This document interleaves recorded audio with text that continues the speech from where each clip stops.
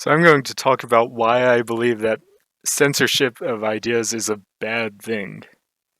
And I am going to assume that truth is the end goal, but there are times where some people may not necessarily be pursuing the truth, but I'm going to assume that the goal is to get people to try and believe what's actually true.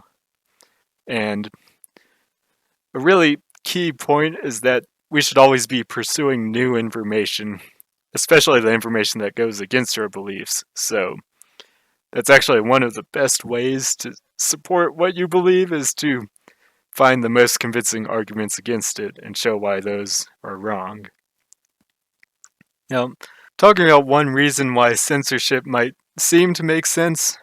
So, this is an example I see a lot, and it's not meant to refer to any specific person or a specific community. I really do see it happen pretty regularly, but what it is that you'll see that a lot of times lower level players who don't necessarily know what they're doing will just give advice like they know what they're talking about, and then they'll give reasons for their advice, and it'll sound believable and it could be convincing, but it's not actually true, and it's bad advice. But for someone who doesn't know, they could easily be convinced. So that could be an argument for wanting to censor people, like, because so if there's someone who regularly gives incorrect advice or, you know, is likely to give incorrect advice, should they be banned from giving advice at all? And personally, I would argue that I don't think that's a good idea because even for like higher level players, you can see sometimes see the same mistakes happen where sometimes because they're good at what they do and they actually are good at what they do, but they'll use that as justification for everything they say, even though everything they say might not be correct. And so you'll have cases where people are actually good at what they do, but they may not necessarily know why that is, or they may not be able to explain it that well, but they just believe that because they're good at what they do, they should automatically be good at giving advice or explaining why they're good at it. And that's not always true. And sometimes higher level players will be kind of close to change. They'll like already have a fixed idea on what they believe is correct. And because they've seen success, they'll think that, well, this has to be correct. So, because, I've seen it work. So they'll be kind of close to change and other ideas that might also make sense or could even be better. In general, the higher level players are going to give better advice than lower level players, but no one's perfect, so that's why I would be concerned with trying to like limit the amount of ideas that can be expressed because someone has to determine what like if you only give a select amount of people the privilege to determine what's true and what's not, well, no one's perfect and they might get it wrong.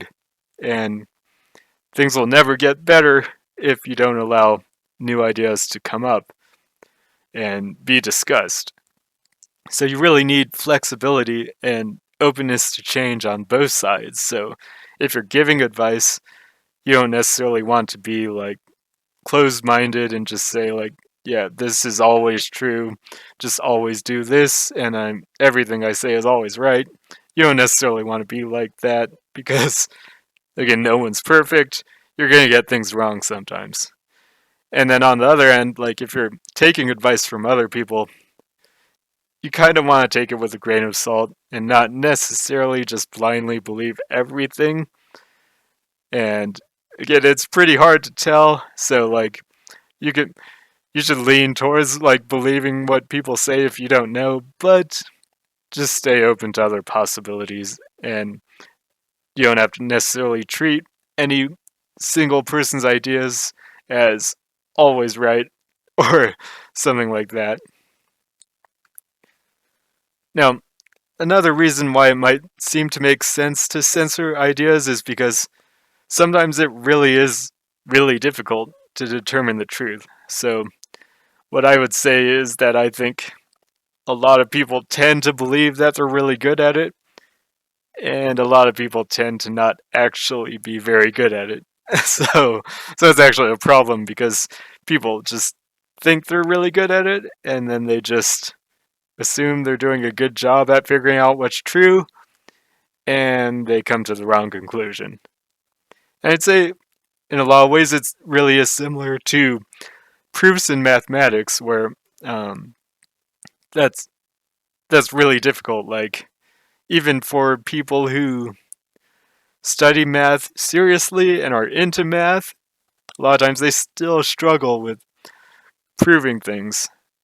I would argue that even in the real world, proving things is a lot like proving things in math, except so something that makes it easier is that it's a lot more tangible, a lot less abstract concepts in the real world.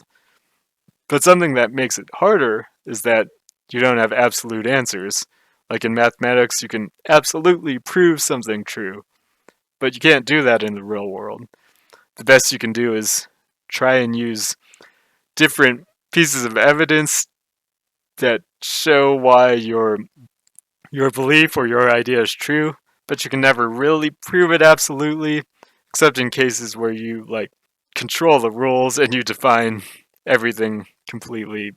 But I'm not going to go into the specifics of that.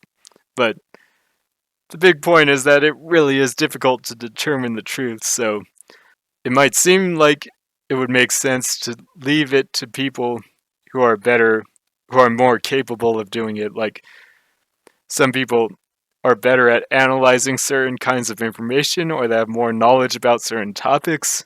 So maybe we should limit the like ability to express ideas about whether or not something is true to those people who are better at figuring out whether or not something is true. But that too, I would argue, isn't necessarily a good way to go about doing it. So what you're actually saying is that you believe that people are so dumb, they're so stupid that they're completely incapable of figuring out what's true on their own. So we have to force feed them the truth. And just from a human perspective, that's not probably not a good approach to take. So I do think that people aren't really that good at reasoning things out very well, and they might not be able to figure out the right answer sometimes. But that doesn't mean that I think the way to go about correcting that is to just say like, well, everyone's so stupid they're never going to figure it out, and we just need to force them all to believe this one idea, because it's just not a good way to treat other people. And there's that kind of arrogance that like you or someone else is just so much more capable that they're always going to get it right, and that's not really true.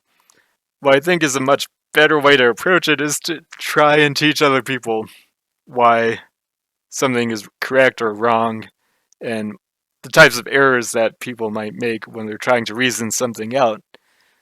And there's a lot of different common errors that people will make, but I think the goal should be to try and like show people what those errors are and talk them through them, rather than just say like, because you make errors you need to not have the ability to make the decision on your own. As an example, like people will rely on extremes maybe too much, where they'll justify an idea using an extreme situation, but then because there's an extreme situation where the idea kind of makes sense, they'll then try and say that the idea also makes sense for everything else that's not extreme, and that might not be correct. Or sometimes people will take the incorrect conclusion from statistics, where it seems like the statistics are saying something, but if you really know how to read it and understand what it means, it's actually not saying that. Or sometimes people will overgeneralize, where like something makes sense for a small subset or a small group of people, but then they try to apply it to everyone and it doesn't actually make sense to everyone or something like that. Or people will react emotionally and less rationally. And sometimes that will cause people to make the wrong decision or jump to the wrong conclusion. So, like, there's a lot of reasons why people often get it wrong, but I think that's something that we should work to improve and try and, like, teach people where they get it wrong and not just tell them you get it wrong, so believe me. And then most things aren't black and white, so if you're trying to force a single truth, a lot of times there isn't actually a single truth. It's not black and white, so a lot of times the other side is going to have some valid points. So you'll still want to listen to those because there's valid points there. And it might only be for certain extreme situations, and it might not make sense to apply it in general. But a lot of times there will be valid points on the other sides. So you still want to listen to them. You don't want to, like, completely remove them. And then a really serious question is, who determines the truth? So again, I think you will have people who are better at determining what's true and what's not. For certain kinds of information, you'll have, like, people who are better at analyzing it than others. But even then, no matter who you are, you're, like, gonna make mistakes. You're not perfect. So it really is an arrogant idea to think that a select person or group of people are just so much more superior to everyone else that they ought to have the power to determine the truth or to say what's true, and everything else should be disregarded or hidden. That to me is a very concerning mindset to have. And so you might take a kind of different approach and say, well, you just use common sense. Like, if everyone believes something is true, then that's probably the truth. But even then, like, that doesn't necessarily work because you really do have situations where everyone believes something, but it turns out to not be true. And I actually made a video that I never released that had a lot of examples of this in serious situations, like situations that affect people's lives, where everyone believes something and it was widely accepted that it was true, but then in the future, we ended up saying that actually we don't think it's true. We think it was wrong. So it can be concerning to leave the decision on what's true to a select group of people. And this is talking some about, like, how things might go wrong if you reason things out, but a lot of times fear and emotion can cause people to be misled or to jump to a wrong conclusion. So something to watch out for is anytime you create an us and them scenario in your mind, or someone else is creating an us and them scenario. So what happens is a lot of times people will determine, like, what group you belong in based on what you believe, and then they'll, like, call the group of people that believe something that they don't agree with some kind of derogatory term, and they'll, like, discriminate them or treat them differently or ridicule them or whatever it is. And so it's like us versus them, and it's like, if you want to be part of this group, you better believe this certain thing, or you're gonna be part of that derogatory group that, like, you're gonna be part of the outcasts, and we're gonna make fun of you. So you better believe the right thing. And obviously, something like that is not what you want to see if you want to find the truth. It's like, a lot of times we don't actually know what's true. We want to, like, again, stay open to new information, stay open to other ideas. But when you try and create this us and them scenario, it stops being something that you, like, try and improve on. It's just like you're just trying to control what everyone believes.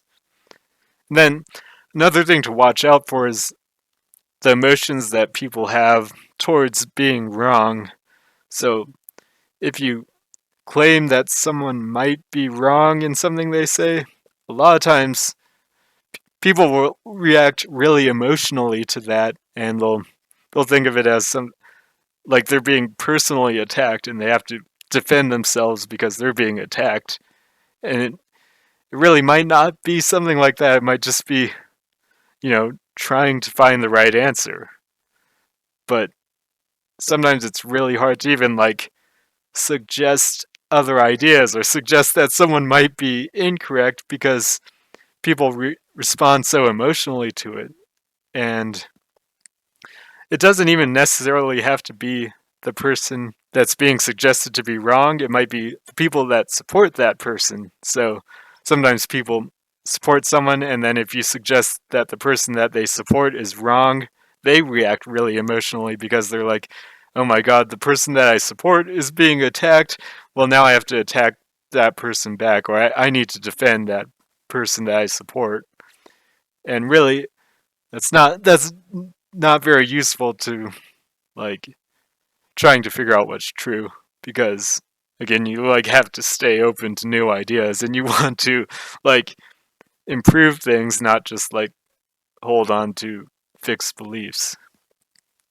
And then finally, something else is that a lot of times people will be judgmental over what you believe. So really, if you want to be judgmental about something, you should judge the process that people use to arrive at a conclusion and not the conclusion that they come to. So you can come to the correct conclusion, but if you do so for incorrect reasons, then you're likely to get it wrong in the future regularly. Whereas if you use a good process to make conclusions, then you're likely to always make good conclusions. Like they're not always going to necessarily be correct, but you're always going to make good conclusions if you use a good process to figure it out. So a lot of times you'll see people get really judgmental over what people believe. And again, it's a lot of this like us and them stuff. They'll be like, well, you're on the wrong side. You were on the wrong side, so you're a bad person or whatever it is. You don't know what you're doing. But you really have to look at the process that's being used to arrive at the conclusion. Now, something that's really concerning is that censorship can be abused. So, even if you were to be using it with good intentions, you could have bad results because, like the things I said, like a lot of times it's hard to determine what's true, even if you're good at it. And, you might have good intentions, but you incorrectly censor something that's true or things like that. But then it's very easy to abuse it, where if you didn't have good intentions, you could use it to benefit yourself. So you could try and intentionally mislead people, or you can try and force people to believe a certain thing that might not be true. And you could do it just to benefit you or the select group of people that have the power to censor other people. That can be used to like harm, or like you can censor people you don't like because they're saying something you don't like, and the things they're saying might be true, or they might make sense, or they might be reasonable, but because you have the power to censor them and for some reason you want to do that, you could do it, and you could abuse that power in ways to benefit yourself or a select group of people. And that's something that I think is pretty concerning. So the key takeaway that I think is that you should always want to pursue more information. So having more information is a good thing, and you want to stay open to new ideas.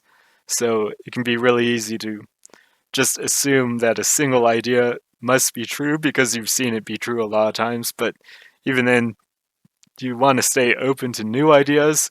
You don't want to jump to conclusions And this is on both sides where a lot of times, so like a lot of people will just assume that the idea that everyone believes is correct, but then you'll see people do the other extreme where they'll just assume the idea that everyone believes is wrong. And that's the same problem where it's like you're still jumping to a conclusion. The idea is that if you care about figuring out what's true, you shouldn't jump to a conclusion on either side. Like you shouldn't assume that everyone's always right, but you shouldn't assume that everyone's always wrong either. You should again pursue more information and then adjust with new evidence. So you try and get more evidence, especially the ones that go against the evidence that goes against your belief, and then you adjust if it shows that you might be wrong somewhere.